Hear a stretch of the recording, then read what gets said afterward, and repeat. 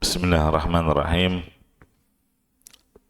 Assalamualaikum warahmatullahi wabarakatuh. Alhamdulillahi rabbil alamin wal aqibatu lil muttaqin wala udwana illa 'alal zalimin. Asyhadu an la ilaha illallah wahdahu la syarika lah, ilahul awwalin wal akhirin, wa asyhadu anna Muhammadan 'abduhu wa rasuluh, sayyidul anbiya'i wal mursalin. Sallallahu alaihi wa ala alihi wa ashabihi wa man tabi'ahum bi ihsanin ila yaumiddin. Amma ba'du. Kita lanjutkan pelajaran dari tafsir surah Al-Hujurat. Pagi ini kita masuki ayat yang ketiga. Mari kita baca terlebih dahulu. Ikuti saya. A'udzu billahi minasy syaithanir rajim.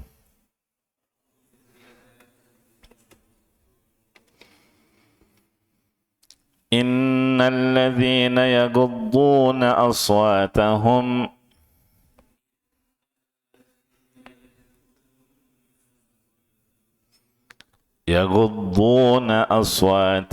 inda Rasulillah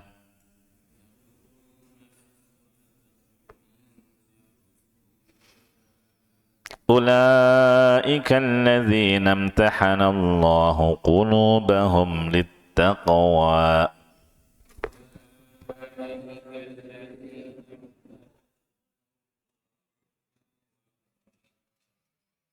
Ulaika alladzina imtahana Allahu qulubahum littaqwa.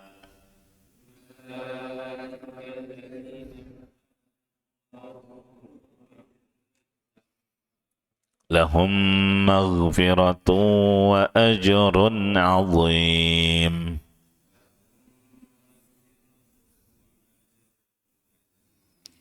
Baik, jazakumullah khairan.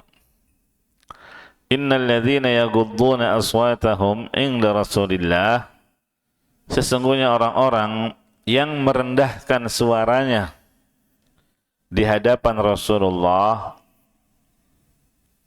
yaitu orang-orang yang beradab di hadapan Nabi. Mereka beradab dengan merendahkan suara di hadapan Nabi sallallahu alaihi wasallam. Ulaika alladzina imtahana Allahu qulubahum littaqwa.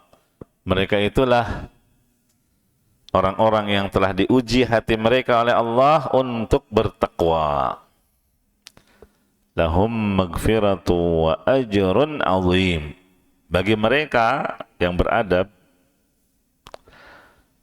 akan mendapatkan ampunan dan pahala yang besar. Ya.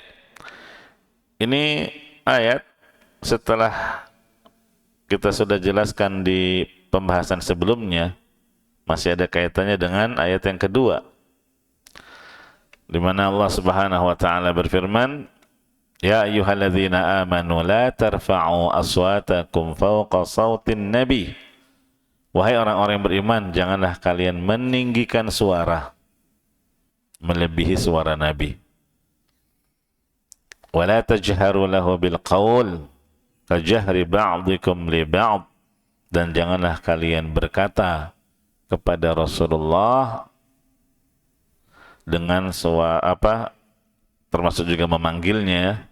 Wala tajharu lahu bil qaul, ya, janganlah kalian berkata kepada Rasulullah dengan suara yang keras. Kajahri ba'dikum li ba'd, sebagaimana kerasnya suara sebagian kalian terhadap sebagian yang lain. An tahbata a'malukum wa antum la tash'urun. Sikap tidak beradab kepada Nabi ini lambat laun akan menggiring seseorang kepada hal yang dapat membatalkan amalan dalam keadaan kalian tidak sadar. Ya. Nah, sekarang di ayat yang ke-11, di ayat yang ketiga, Allah Subhanahu wa taala menyebutkan innal ladzina yaghudduna aswatahum, orang-orang yang merendahkan suara di hadapan Nabi, itulah orang yang beradab. Ya. diuji hati mereka, kata Allah. Ulaika alladzina imtahanallahu qulubahum. Mereka itulah orang-orang yang telah diuji hati mereka. Ini dalil bahwa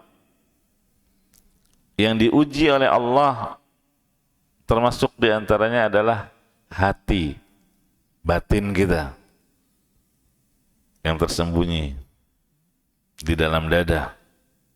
Hati pun diuji oleh Allah dengan apa? Adanya perintah, adanya larangan. Iya. Siapapun yang menjalankan perintah Allah dan menjauhi larangannya, maka hati mereka akan semakin bertakwa. Ya. Imtahanallahu qulubahum littaqwa. Ya. Maksudnya apa? Bukti seseorang itu bertakwa adalah dengan menjalankan perintah-perintah Allah dan meninggalkan larangan-larangannya. Kalau mereka tidak menjalankan perintah, yang ada malah melanggar larangan, maka ketakwaan semakin berkurang dari hati mereka. Berarti ini ayat bantahan terhadap orang-orang yang tidak mau menjalankan syariat Islam. Padahal sudah sangat jelas dalilnya. Dia tidak mau jalankan dengan dalih yang penting hatinya baik. Kan banyak tuh. Yang penting hatinya baik. Nggak apa-apa, nggak pakai jilbab. Yang penting hatinya baik. Atau yang masyhur, ya, jilbabi dulu hatimu sebelum menjilbabi rambutmu, auratmu. Nggak apa-apa nggak pakai jilbab, yang penting hatinya baik. Nggak apa-apa berpenampilan preman, yang penting hatinya beriman. Maksudnya hatinya baik. Ya. Nggak apa-apa nggak sholat, yang penting hatinya baik. Begitu seterusnya. Sehingga semua perintah dan larangan yang ada dalam syariat semuanya bisa dimentahkan hanya dengan satu kata, yang penting hatinya baik. Nah, ini bantahannya. Ulaika alladzina imtahanallahu qulubahum littaqwa. Hati itu diuji oleh Allah. Sehingga kalau hatimu baik, kalau hatimu benar-benar beriman kepada Allah, mestinya kamu taat kepada perintah-perintah Allah, taat kepada syariatnya. Itu kan konsekuensi keimanan. Ya, menaati perintah Allah, menjauhi larangannya, meninggalkannya. Ini konsekuensi keimanan yang sangat jelas. Kok bisa-bisanya dia tidak menjalankan syariat, terus berkata nggak apa-apa, yang penting hatinya baik. Kalau dia tidak menjalankan syariat secara zahir, itu menunjukkan indikasi hatinya nggak baik. Gitu ya, itu yang benar. Kerusakan akhlakmu, apalagi kepada Allah, tidak beradab kepada Allah dan Rasulnya, itu menunjukkan kerusakan yang ada di dalam hatimu. Gitu. Jadi Allah mengatakan ulaikal ladzina imtahanallahu qulubahum littaqwa. Hati pun diuji oleh Allah. Ya. Dan memang hati itu menjadi tolak ukur baik buruknya seseorang, termasuk penampilan zahirnya, akhlaknya, perilakunya. Sebagaimana kata Nabi SAW, ala wa inna fil jasadi mudghah, idza salahat salahal jasadu kulluh. Di dalam jasad kita itu ada segumpal daging. Kalau daging ini baik, maka baik pula seluruh jasadmu. Baik ucapanmu, ya, baik tutur katamu, baik akhlakmu, kamu punya sopan santun. Wa idza fasadat fasadal jasadu kullu, dan kalau segumpal daging ini rusak, maka rusak pula semua jasad. Iya. Gimana bisa mengatakan nggak apa-apa nggak sholat, yang penting hatinya baik, nggak apa-apa nggak jilbab, nggak pakai jilbab, yang penting hatinya baik? Ya, justru bertolak belakang dengan hadis ini. Ya, rusaknya akhlakmu menunjukkan kerusakan hatimu, karena kata Rasulullah, wa idza fasadat fasadal jasadu kulluh ala wahyal qalb. Ya.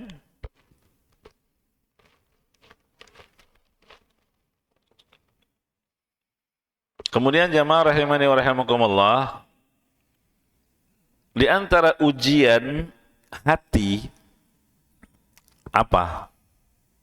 Kan tadi dengan adanya perintah dan larangan. Di antaranya ujian hati adalah ketika adanya keinginan hati ini untuk bermaksiat. Iya. Ketika ada keinginan untuk berbuat maksiat, kalau dia berhasil meninggalkannya, dia lawan bisikan itu, ini tanda kekuatan iman. Ya, ulaika alladzina imtahanallahu qulubahum littaqwa. Itu menunjukkan kekuatan ketakwaan dia, karena butuh perjuangan memang. Dan ini salah satu bentuk jihad melawan hawa nafsu, jihadun nafs. Iya. Ini diantara ujian hati ketika ada keinginan untuk bermaksiat dan dia berhasil meninggalkannya. Tapi ya perlu diperhatikan ya, apa yang menjadi sebab sehingga dia tidak jadi maksiat? Tergantung. Iya, apa yang menjadi sebabnya? Karena orang yang sudah niat untuk bermaksiat lalu nggak jadi, itu kan ada beberapa keadaan. Yang pertama, ada orang yang berniat melakukan maksiat terus nggak jadi karena adanya halangan, ada penghalang. Padahal hatinya tetap bertekad kuat kalau halangan itu nggak ada. Ya, ingin mencuri, tiba-tiba ada orang. Ditungguin orang itu nggak pergi-pergi. Nggak jadi akhirnya. Iya. Ingin melihat hal-hal yang haram, ternyata internetnya nggak ada. Iya. Atau ternyata diblokir. Dia tetap punya tekad kuat untuk melakukannya. Nah, yang seperti ini, walaupun dia tidak jadi melakukannya karena tidak jadinya dengan sebab seperti tadi contoh, tetap dia dicatat dosa sebagaimana orang melakukan maksiat tersebut. Jelas ya? Nah, sebagaimana orang yang terbunuh tetap memiliki dosa. Kenapa? Karena keduluan aja sama lawannya lebih kuat. Hatinya ingin membunuh juga. Ketika berkelahi, bertengkar, ribut.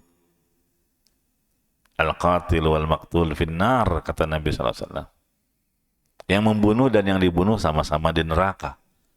Sahabat heran, loh kenapa yang dibunuh juga neraka? Di neraka, ya karena dia punya tekad yang kuat juga untuk membunuh lawannya. Iya.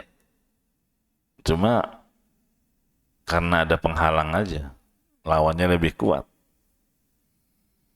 Nah, ini keadaan yang pertama. Keadaan yang kedua, ada juga orang yang berniat maksiat terus nggak jadi, ya karena sama ada halangan. Cuma dia langsung mengurungkan niatnya.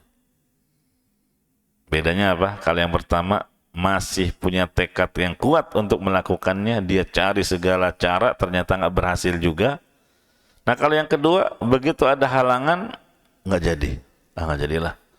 Apalagi kalau dia kemudian beranggapan mungkin ini caranya Allah untuk menghalangi aku agar tidak melakukan maksiat ini. Yang seperti ini berdosakah? Tidak. Nggak dicatat dosa baginya karena dia tidak melakukannya. Dan yang ketiga, orang yang berniat melakukan maksiat terus nggak jadi.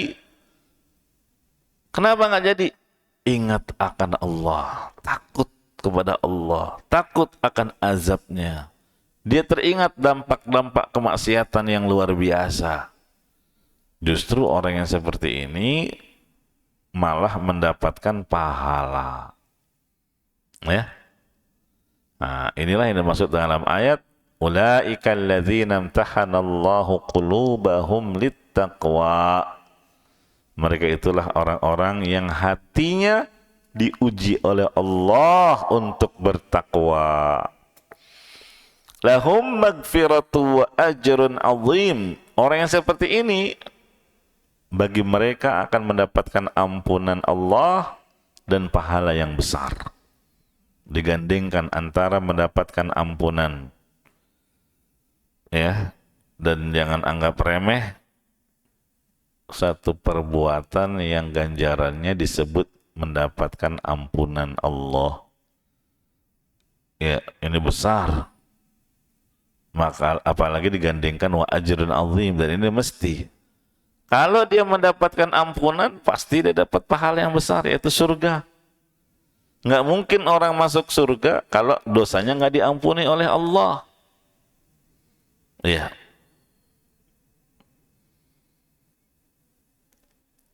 Jadi lahum magfiratu wa ajrun azim. Ya. Orang-orang yang lulus hatinya diuji oleh Allah, bagi mereka ampunan dan pahala yang besar. Sama seperti yang disebutkan di surah yang lain, innal ladzina yakhshawna rabbahum bil ghaib lahum magfiratu wa ajrun kabir. Ya.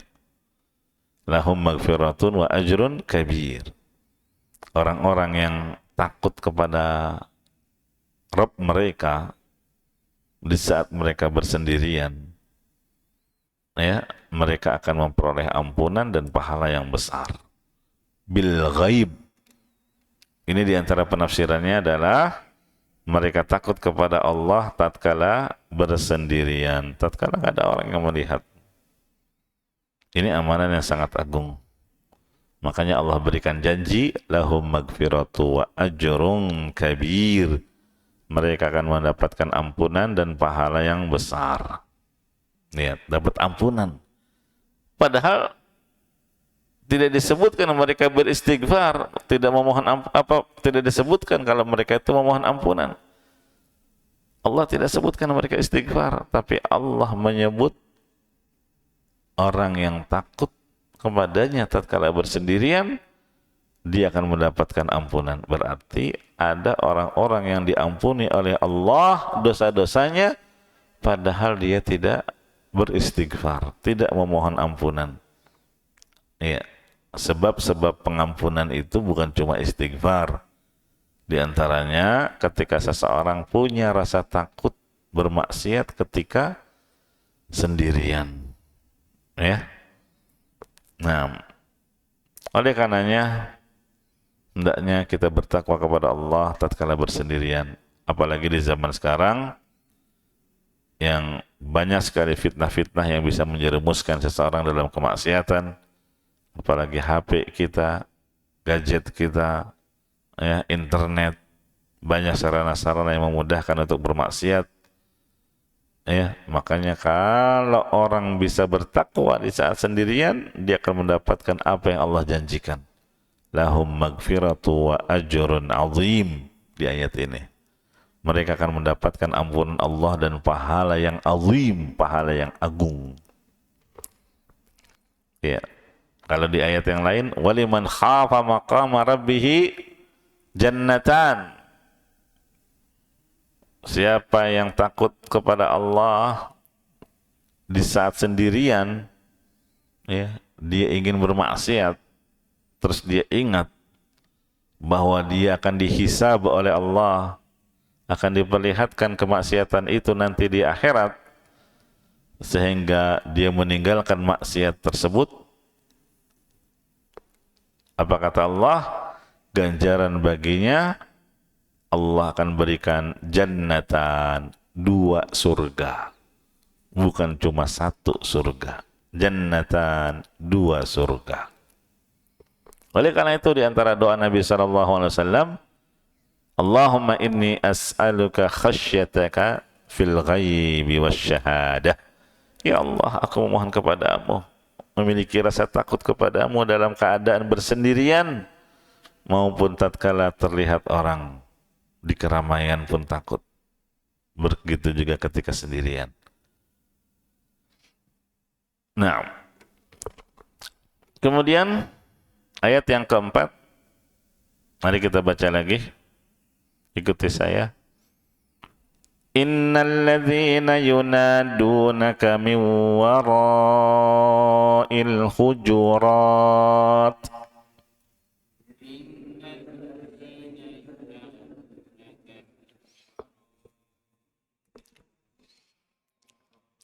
aktsaruhum la ya'qilun.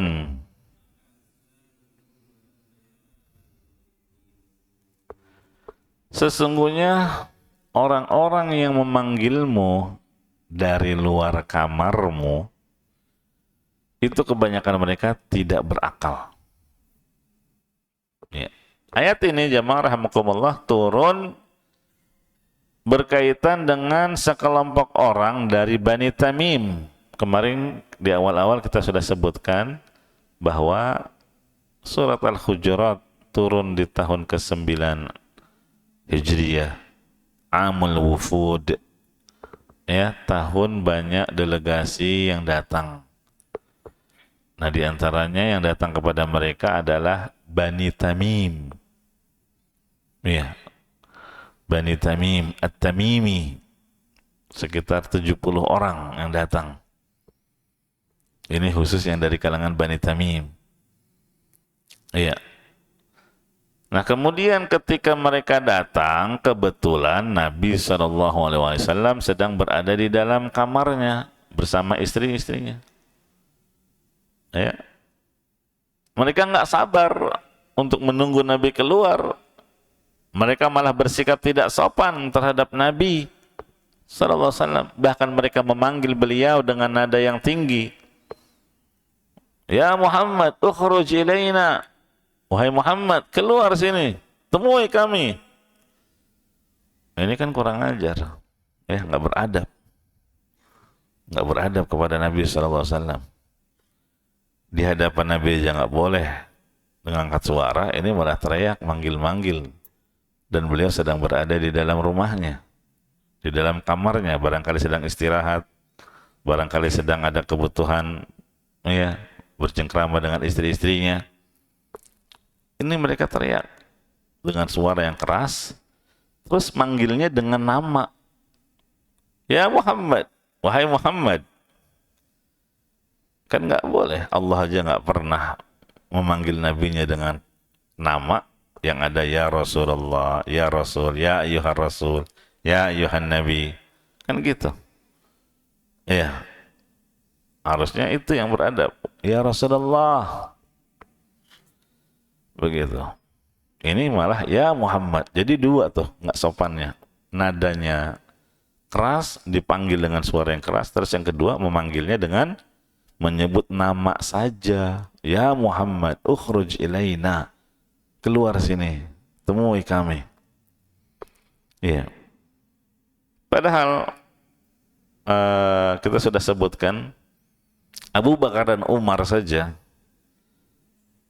ketika berbicara dengan Rasulullah SAW itu berbicara dengan suara yang lembut, suara yang pelan, ya kan? Seperti yang kita sudah bawakan riwayatnya, saking pelannya Nabi SAW bertanya, kamu ngomong apa? Gitu ya. Saking hormatnya itu, saking memuliakannya Nabi SAW. Nah ini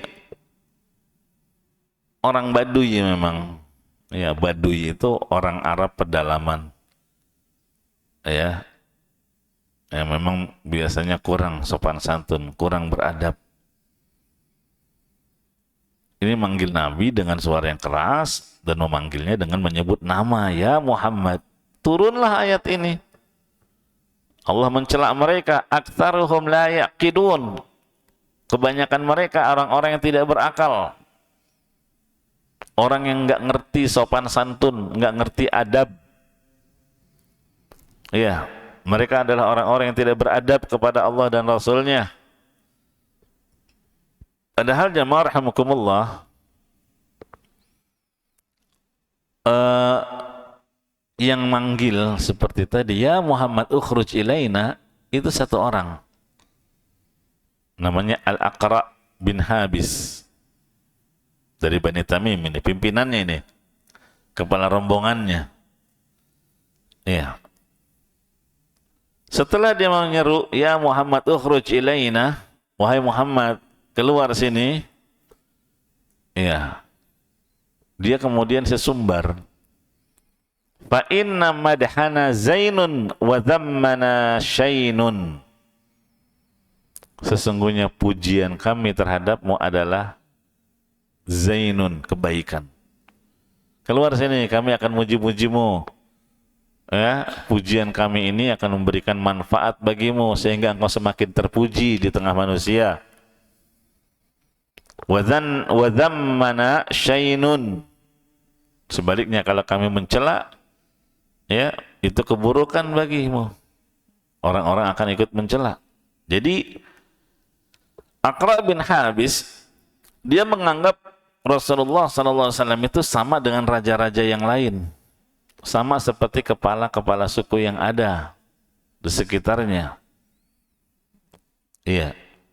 Kalau kedatangan Bani Tamim, memang Bani Tamim ini termasuk suku yang mulia. Iya. Kalau Bani Tamim memuji-muji, maka pujiannya akan tersohor. Wah, si fulan, raja fulan, kepala suku fulan dipuji oleh Bani Tamim. Akhirnya kepala suku itu, raja itu akan semakin tinggi derajatnya karena dipuji oleh Bani Tamim. Yang muji bukan sembarang kabilah. Itu maksudnya si Aqra bin Habis. Sebaliknya kalau kami mencela wa dhammana syainun, ya, itu akan keburukan, jatuh derajatmu. Kenapa? Wah, karena ternyata si fulan, kepala suku fulan, raja fulan dicela oleh Bani Tamim. Nah, itu makna fa inna madhanana zainun wa dhammana syainun. Iya, Bani Tamim sesumbar seperti itu karena menganggap kemuliaan suku mereka, kabilah mereka.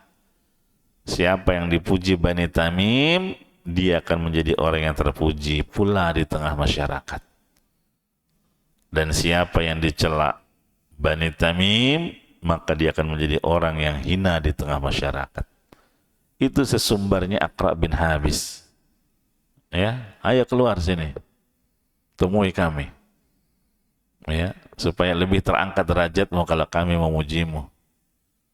Begitu. Maka Nabi SAW pun keluar dan Nabi menanggapi ucapan tadi, ya, fa inna madhana zainun wa dhammana syainun, dijawab oleh Nabi SAW, dzakallahu azza wa jal, yang seperti itu hanyalah Allah, hanyalah milik Allah. Lihat, ya, yang pujiannya akan memberikan pengaruh hanyalah pujian dari Allah. Yang celaannya akan memberikan pengaruh dan mendatangkan keburukan hanyalah celaan yang dicela oleh Allah. Begitu. Dzakallah. Nah, ini jawaban Nabi yang harus kita ingat. Ya. Selalu kita ingat. Maksudnya, walaupun seluruh dunia mencela antum, mencemooh, mencela, mencibir, ya, nggak masalah, nggak ada pengaruhnya sama sekali di sisi Allah. Iya. kalau seluruh manusia mencela antum, tapi antum mulia di sisi Allah. Nggak pengaruh. Sebaliknya, kalau antum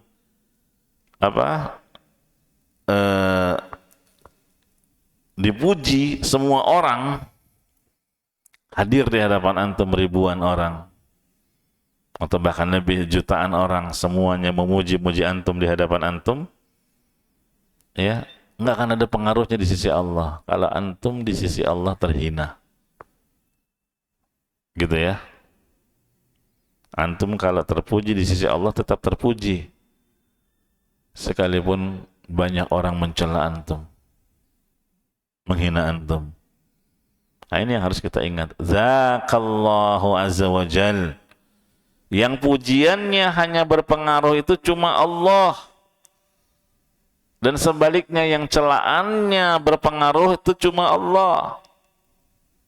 Makanya Nabi bantah gitu. Zakallahu azza wa jal. Yang seperti itu hanyalah Allah, bukannya Bani Tamim. Karena tadi kan sesumbarnya kalau kami memuji, maka orang itu akan terangkat derajatnya, terpujilah di tengah manusia. Dan kalau kami mencelaknya, tercelalah dia. Kami ini menjadi tolak ukur orang itu terpuji atau tercelak di tengah umat. Allah bantah, Nabi bantah, enggak. Yang bisa seperti itu hanyalah Allah Subhanahu wa ta'ala.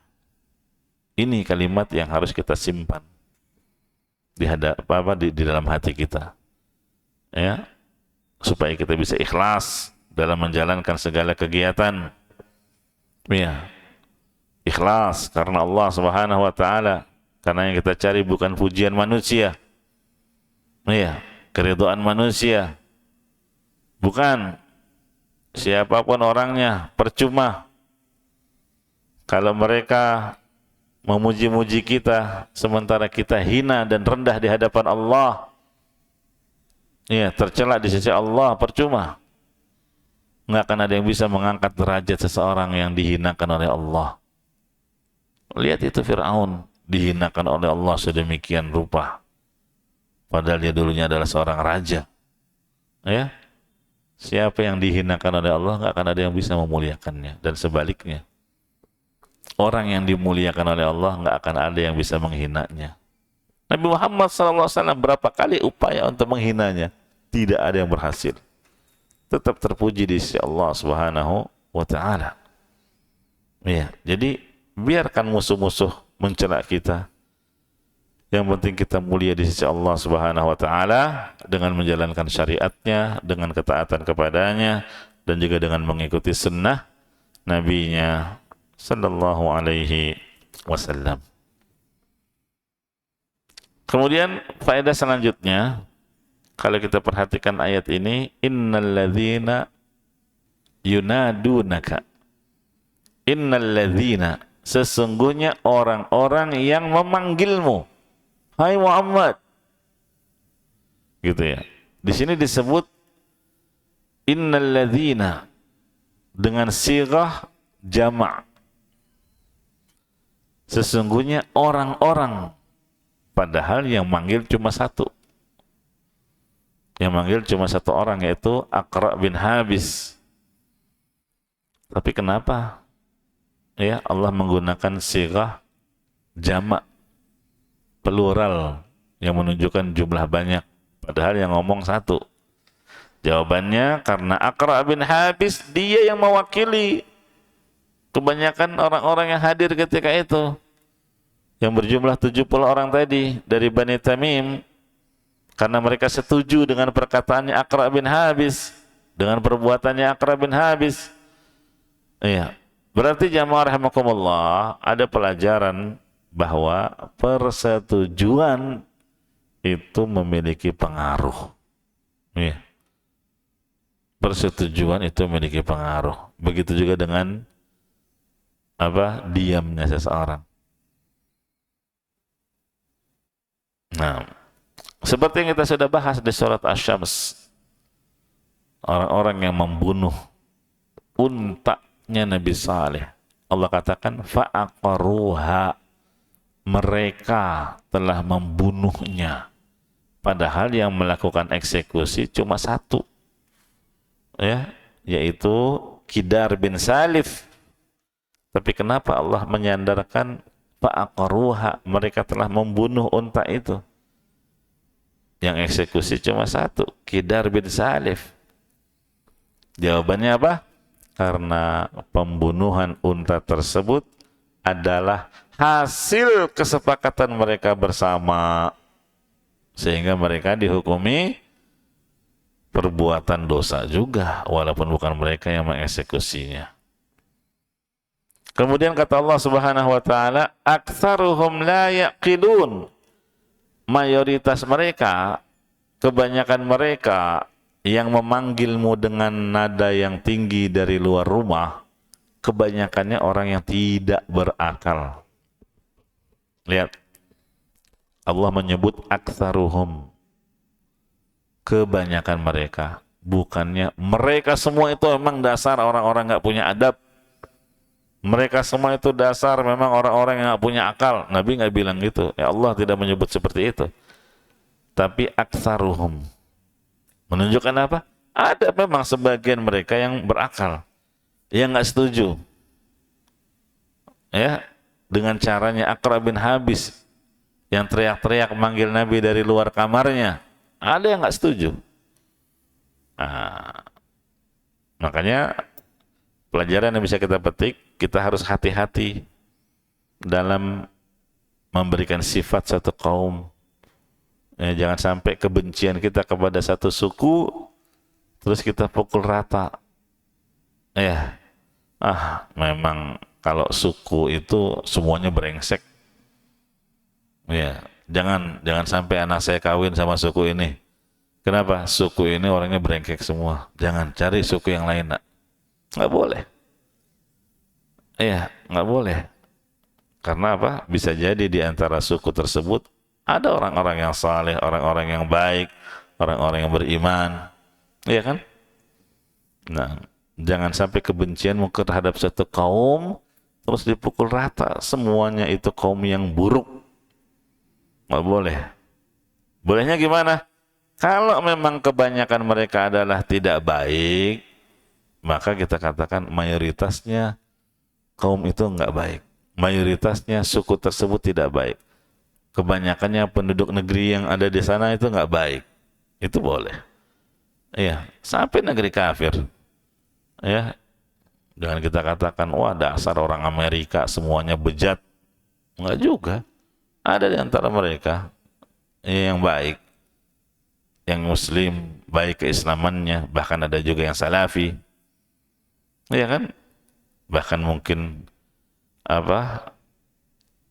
lebih kuat agamanya dibandingkan kita. Begitu juga yang ada di Inggris, yang di mana lagi, ya, negeri-negeri kafir, nggak boleh. Kita katakan semuanya brengsek orang yang ada di sana, nggak boleh. Tapi kita katakan kebanyakan mereka. Jelas? Itu Allah menyebut aktsaruhum. Kemudian la yaqilun. Lihat di sini Allah mengaitkan adab, akhlak dengan akal. Maksudnya di antara tanda orang yang berakal adalah menggunakan etika sopan santun. Beradab dia. Jelas? Jadi ketika ada orang beretika dengan baik, beradab dengan baik, itu tanda orang berakal. Iya. Jelas ya? Jadi kalau antum mau melihat gimana ini akal si fulan, kalau antum mau melihat akal seseorang, ya lihat aja bagaimana adabnya,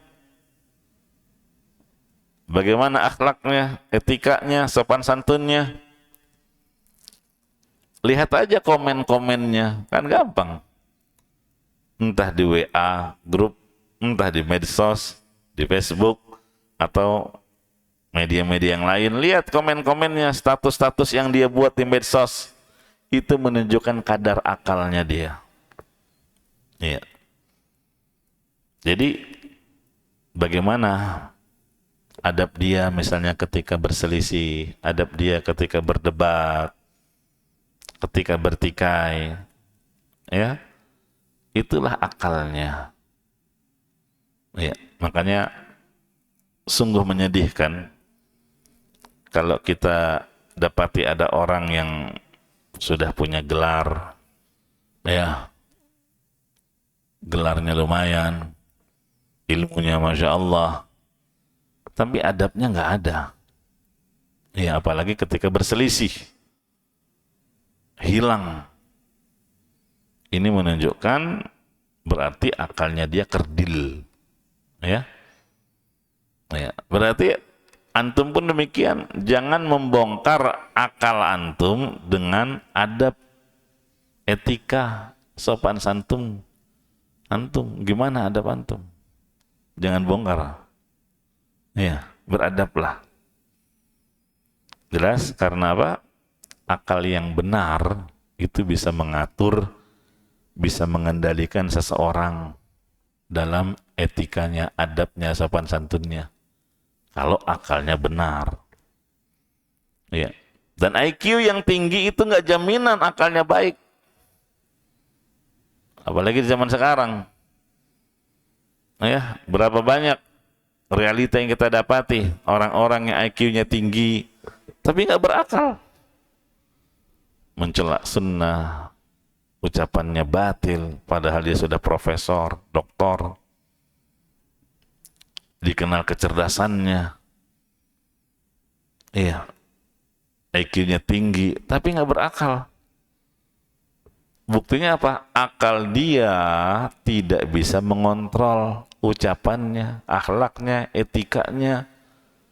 Dia nggak beradab, apalagi nggak beradab kepada Allah dan Rasulnya. Al-Quran dia bantah, hadis dia bantah, hadis sahih.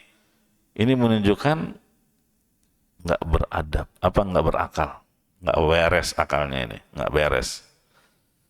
Jelas? Jadi akan nampak akal seseorang baik atau tidak dari tutur katanya, dari adabnya, ya. Nah, satu ayat lagi, mari kita baca. A'udzu billahi minasy syaithanir rajim.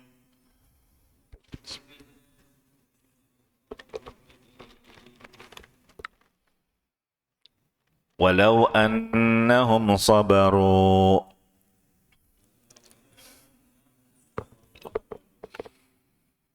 Walau annahum sabaru hatta takhruja ilaihim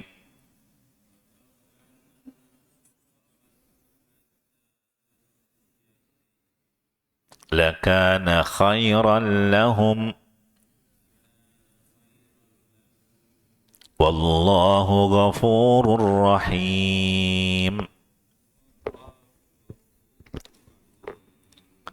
Kata Allah Subhanahu wa taala, seandainya mereka bersabar sampai kamu keluar, wahai Muhammad, menemui mereka,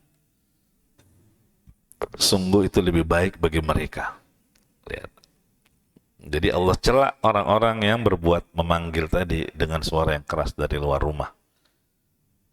Kata Allah, seandainya mereka bersabar hatta takhruja ilaihim, sampai kamu yang keluar menemui mereka.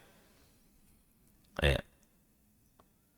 Jadi Nabi pun sama, manusia butuh waktu istirahat, butuh waktu bersama keluarga, bercengkrama dengan istrinya.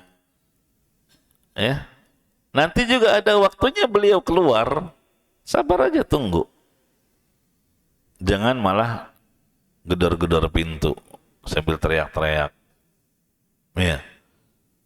Nah, begitu juga terhadap orang-orang yang saleh, para ustadz, para kiai, orang-orang yang dimuliakan oleh Allah. Antum mau tanya sesuatu, tunggu. Iya. Jangan ditelepon-telepon atau digedor rumahnya sambil manggil nama Ustadz. Assalamualaikum. Ya. Nah, begitu juga di WA, begitu nggak dijawab langsung di ping, kalau dulu ya, ping. Ustadz, kok nggak dijawab-jawab, lama bener sih. Ya. Sabar, gitu ya.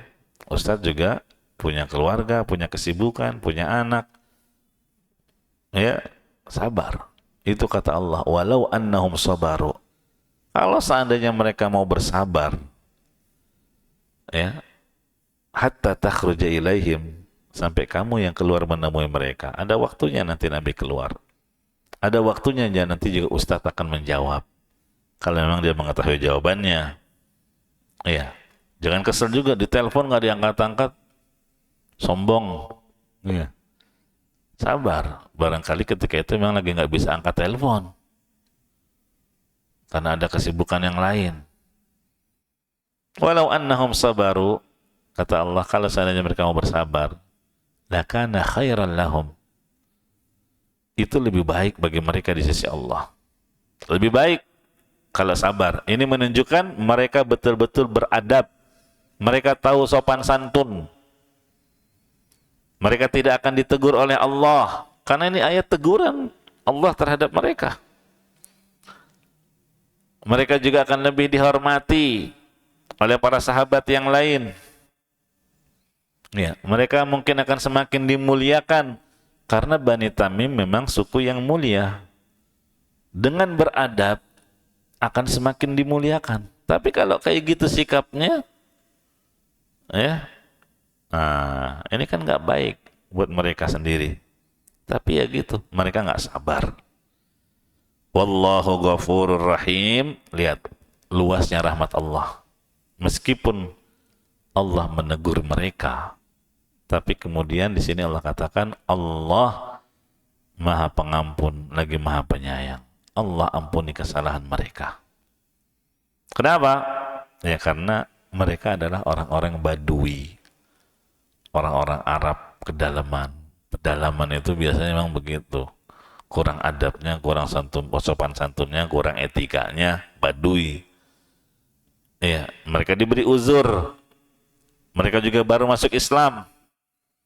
Mereka belum mengerti adab-adab Islam seperti apa. Mereka berbuat salah. Tapi Allah katakan, wallahu ghafurur rahim. Allah Maha Pengampun terhadap dosa-dosa dan pelanggaran yang mereka lakukan karena mereka tidak tahu. Dan Allah Maha Penyayang kepada mereka karena apa? Allah tidak langsung menimpakan azabnya kepada mereka tatkala mereka tidak beradab tadi. Ya. Baik, sampai sini dulu ayat yang kelima. Insyaallah kita lanjutkan ayat yang keenam pada pertemuan berikutnya. Biidznillahi ta'ala. Barakallahu fikum wa jazakumullahu khairan. Naktafi bihadzal qadar. Subhanakallahumma bihamdika asyhadu an la ilaha illa anta astaghfiruka wa atubu ilaik. Walhamdulillahi rabbil alamin. Wassalamu alaikum warahmatullahi wabarakatuh.